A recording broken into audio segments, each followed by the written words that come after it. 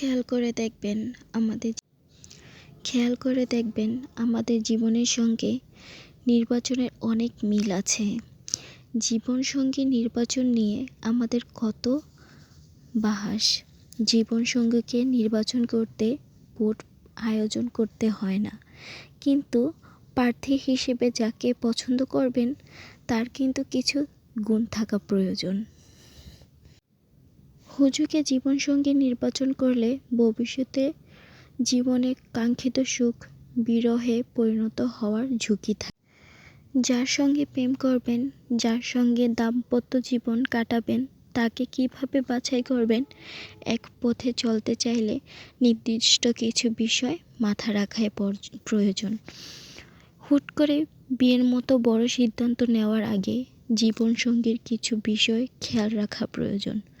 সুন্দর সম্পর্ক গড়ে তুলতে জীবনসঙ্গীর বক্তব্য থেকে শুরু করে কিছু বিষয় খেয়াল রাখা প্রয়োজন। চেহারা সব সময় সব নয় কিন্তু, কেননা সুদর্শন জীবনসঙ্গী নির্বাচন করতে চান ভালোবাসার বিয়ে কিংবা পারিবারিকভাবে বিয়ে। জীবনসঙ্গী নির্বাচনের চেহারা বা সুদর্শন ভাবাটা অনেক কাল ধরেই গুরুত্বপূর্ণ। আধুনিকতার সঙ্গে চলতে চলতে যে বিষয়টি এখন আর গুরুত্বপূর্ণ নয়, চেহারার চেয়ে ব্যক্তিত্ব ও মন এখন বেশি জরুরি। সুদর্শন স্বামী বা সুদর্শনা স্ত্রী জীবনসঙ্গী নির্বাচনে সব কিছু হতে পারে না, এটাই শেষ মাপকাঠি নয়। মনে রাখবেন, দিলেই শোনা হয় না। যখন আপনি একজন জীবনসঙ্গীর খোঁজ করবেন, তখন তার মধ্যে কিছু মানবিক মূল্যবোধ থাকতে হবে। ব্যক্তিত্বের ধরন, মানসিক যুক্তি, মতদর্শন, রুচির বিষয়টি খেয়াল রাখতে পারেন।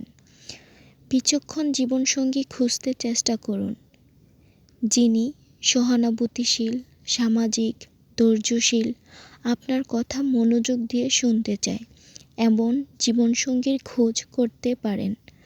আপনার সঙ্গীর মধ্যে সম্পর্ক উন্নয়নের প্রচেষ্টা আছে কিনা তা খেয়াল করুন। তার সঙ্গে সময় কাটাতে আপনি কতটা স্বাচ্ছন্দ্য বোধ করেন তা খেয়াল করুন। আপনার জীবনে জীবনসঙ্গী কিভাবে নিজেকে স্থাপন করেছেন, আপনার চারপাশে অন্য সবার সঙ্গে কিভাবে আচরণ করেন তা খেয়াল করুন। জীবনসঙ্গীর ব্যক্তিত্ব জানার চেষ্টা করুন।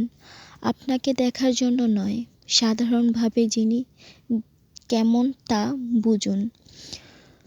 যিনি আপনাকে মানুষ হিসেবে সম্মান দেবেন। কোনো সম্পর্কে সম্মানের অভাব থাকলে সেখানে নেতিবাচক পরিস্থিতি তৈরি হয়।